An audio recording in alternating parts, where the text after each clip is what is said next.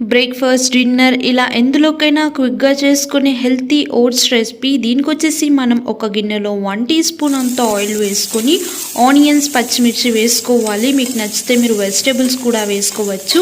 ఇక్కడైతే నేను ఆనియన్, పచ్చిమిర్చి మాత్రమే వేస్తున్నాను. ఒక 50% ఫ్రై అయిపోయిన తర్వాత మనం ఇందులో 250 ml అంత వాటర్‌ని మనం ఇందులో వేసుకొని అలాగే కొంచెం ఉప్పు కూడా వేసుకొని ఈ వాటర్ అంతా బాయిలింగ్ వచ్చే వరకు మనం ఇలా ఉడికించుకోవాలి. చాలా క్విక్‌గా చేసుకునే రెసిపీ ఇది. డైట్ మెయింటైన్ చేసే వాళ్ళు కూడా వాళ్ళ డైట్ ప్లాన్‌లో రెసిపీని యాడ్ చేసుకోవచ్చు. ఇక్కడైతే నేను 2 ప్యాకెట్స్ ఓట్స్‌ని అయితే ఇందులో వేస్తున్నాను.